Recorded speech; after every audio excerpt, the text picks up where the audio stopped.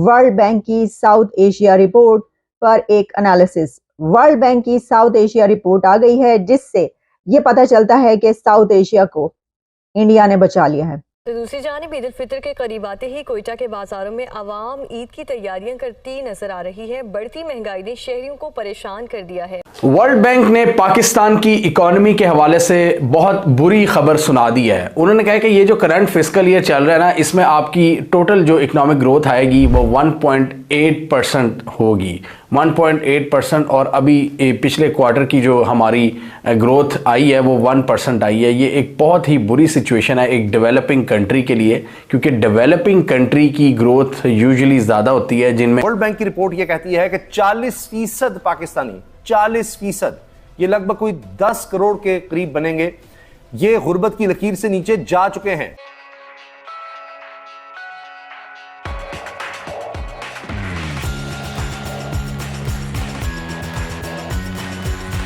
भारत ने south Asia को emerging markets और इमर्जिंग इकोनॉमीज में तो लाकर खड़ा कर ही दिया है, लेकिन इसी के साथ वर्ल्ड बैंक की रिपोर्ट ये कह रही है कि region will be fastest growing in 2024। तो ये जो रीजन फास्टेस्ट ग्रोइंग इन 2024 है, ये सिर्फ इंडिया की वजह से है। इसकी वजह ये है कि इसमें जो डिटेल्स मौजूद हैं वो ये बताती हैं कि पूरे रीजन में अगर कोई कंट्री इस वक्त तरक्की कर रहा है, अगर किसी की जीडीपी तेजी से आगे भाग रही है, और अगर किसी एक कंट्री में ऐसी डेवलपमेंट्स हो रही हैं कि जिससे ये पूरा रीजन आगे बढ़ रहा है, तो वो इंडिया है।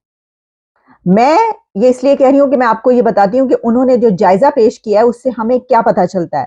पहली बात तो ये कि पाकिस्तान के हवाले से पाकिस्तान के लिए उन्होंने एक वार्निंग भी जारी की है। पाकिस्तान के लिए जो पाकिस्तान की पिक्चर है, एक स्टार पिक्चर, एक बहुत डार्क पिक्चर पाकिस्तान की इस वर्ल्ड रिपोर्ट में सामने आई है, जिससे पता ये चलता है कि 1 करोड़ और लोग, 1 करोड़ मजीद पाकिस्तानी पॉवर्टी लेवल से नीचे जाने वाले हैं, और 10 मिलियन पीपल जो कि ऑलरेडी इतनी अच्छी सिचुएशन में नहीं है, लेकिन अब वो गुर्बत की लकीर से भी नीचे चले जाएंगे। और सिर्फ यही नहीं, बल्कि इंडिया, भूटान, बांग्लादेश, श्रीलंका, इस रीजन के जितने कंट्रीज हैं साउथ एशिया में, उनमें पाकिस्तान सबसे बिलो रेट पर जा रहा है। 1.8% जीडीपी ग्रोथ। मुझे ये बताइए कि 1.8% पर कौन सा कंट्री जो है वो आगे चल सकता है। पाकिस्तान की 1 पॉइंट, मैं आपको सब कंट्रीज का बता देती हूं किसका कितना है। इसमें पाकिस्तान का 1.8% है। नेपाल पाकिस्तान से आगे है, 3.3% जीडीपी ग्रोथ। भूटान 4.9% जीडीपी, और बांग्लादेश 5.6% जीडीपी के साथ आगे है। ये देखिए, अब मैं अभी भारत की बात नहीं कर रही हूं, मैं अभी बात कर रही हूं भूटान की, नेपाल की, बांग्लादेश की।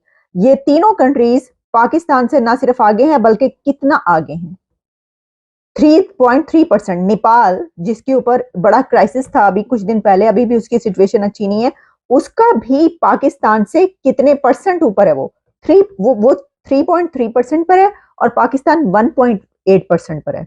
तो 1.8% जीडीपी के साथ आप कैसे आगे बढ़ेंगे, आप मुल्क कैसे आगे चलाएंगे। अच्छा, जो इंडिया के लिए वर्ल्ड बैंक ने इसमें एनालिसिस पेश किया है और जो प्रेडिक्शन की है वो 7.5 जीडीपी है, लेकिन ये बात की जा रही है कि ये 7.5% जीडीपी से आगे जाएगी। लेकिन भाई अगर आप 7.5% भी ले लें, हालांकि अभी जो कुछ दिन पहले की रिपोर्ट्स आई थी भारत की, वो 8.3 और 4% की आ रही थी, जो कि फाइनेंशियल इंस्टीट्यूशंस जो दुनिया के, उन्होंने जो रिपोर्ट जारी की। लेकिन अब जो वर्ल्ड बैंक की रिपोर्ट में सबसे आगे जो इस वक्त कंट्री है वो 7.5% है। तो आप बाकी सबकी जब जमा कर लेते हैं ना, ठीक है, जरा प्लस माइनस कर लें, आप भूटान, श्रीलंका, बांग्लादेश, नेपाल, पाकिस्तान, इन सबको आप प्लस कर लें, तो आपको पता ये चलता है कि इन सब के बराबर, इन सब से ज्यादा जीडीपी जो है वो इंडिया की है। तो इसीलिए मैंने ये कहा कि इस रीजन को, साउथ एशिया को, वर्ल्ड बैंक की इस रिपोर्ट में इंडिया ने बचा लिया।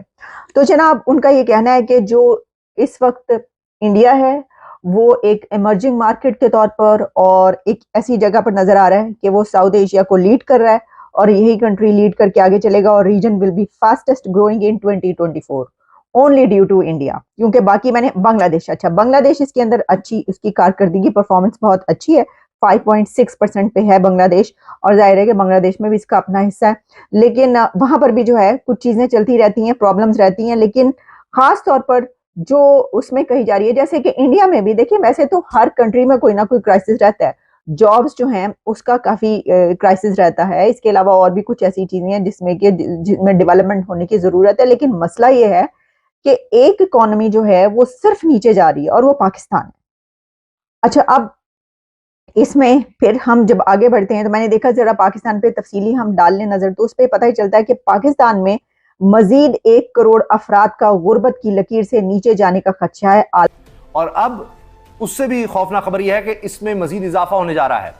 अब आप ये देखें, 40% पाकिस्तानी, लगभग 25 करोड़ की आबादी है, 24-25 करोड़ की आबादी में से 40% गुर्बत की लकीर से नीचे हैं। इसका मतलब यह है, गुर्बत की लकीर से नीचे होने का मतलब यह है कि वो अपनी खुराक भी पूरी नहीं कर पा रहे, खुराक भी, अपने लिए लिबास, बिजली, गैस, पेट्रोल, ये छोड़ दें, सवारी का इंतजाम, ये बात नहीं हो रही। गुर्बत की लकीर से नीचे का मतलब यह है 40% लोग गुर्बत की लकीर से नीचे जा चुके हैं, और ये वर्ल्ड बैंक की रिपोर्ट में आपसे शेयर कर रहा हूं। उसका मतलब है कि वो खुराक भी नहीं पूरी कर पा रहे, बाकी उन्होंने जरूरियात जिंदगी क्या पूरी करनी है। अच्छा, इन 60% जो बाकी रह गए हैं, बाकी 60% जो गुर्बत की लकीर से ऊपर हैं, उसका यह मतलब नहीं है कि वो गरीब नहीं है। उनमें हो सकता है 5-10% अमीर तबका हो या अपनी जिंदगी की जरूरियात पूरी कर सकें, लेकिन इन 60% में से भी कितने गरीब हैं, कितना मुतवसत तबका है जो कि अपनी जिस तरह की जिंदगी उनको गुजारनी चाहिए या बेहतर सेहत की सहूलियात, तालीम, कुछ बेहतर इकॉनमी की पॉलिसीज चल रही हों। हम देखेंगे वर्ल्ड बैंक ने और क्या क्या है और क्या ख़तरात पाकिस्तान की इकॉनमी के हवाले से कहे हैं। और ये 1.8% ग्रोथ इस फिस्कल ईयर की इसलिए बहुत ख़तरनाक है क्योंकि भारत से अगर हम कंपेयर करें, भारत के हम हमसाए हैं, हमारी भी पॉपुलेशन ज़्यादा है, उनकी भी, वो ज़्यादा पॉपुलेशन होते हुए उनकी जो ग्रोथ है वो 5% से ज़्यादा है। तो 1.8% एक बहुत ही ख़राब नंबर है। उन्होंने कहा कि इसके अलावा पाकिस्तान के जो फॉरेन एक्सचेंज रिज़र्व्स हैं वो उनकी भी हालत कोई स्टेबल नहीं रहेगी, वो भी लो ही रहेंगे फिस्कल ईयर में, इस फिस्कल ईयर में भी और अगले फिस्कल ईयर में भी। फिस्कल ईयर आई थिंक ये आपको पता है, फिस्कल ईयर जुलाई से लेकर जून तक होता है। तो अभी हमारा ये फिस्कल ईयर चल रहा है और हम चौथे क्वार्टर में एंटर होने जा रहे हैं, जो फाइनल क्वार्टर होता है। तो फॉरेन एक्सचेंज रिजर्व्स पर दबाव क्यों पड़ा रहेगा? आपका जो ट्रेड डेफिसिट है उसकी वजह से। ट्रेड डेफिसिट क्यों? यानी आपके मुल्क में ज़्यादा चीज़ें इंपोर्ट हो रही हैं और कम चीज़ें एक्सपोर्ट हो रही हैं। इंपोर्ट को आप इसलिए नहीं कंट्रोल कर सकते कि आपका मुल्क बहुत ज़्यादा इंपोर्ट्स पर चलता है, क्योंकि आपके मुल्क में मैन्युफैक्चरिंग बहुत कमज़ोर है और एक्सपोर्ट हम करते नहीं हैं, ज़्यादा चीज़ें बनाते नहीं हैं। तो जितना मर्ज़ी हम इंपोर्ट्स पर कदगन लगाते भी रहें, फिर भी हमारा ट्रेड डेफिसिट ज़्यादा ही रहता है। यानी इसकी सिर्फ एक ये वजह है कि हम एक्सपोर्ट नहीं ज़्यादा चीज़ें करते।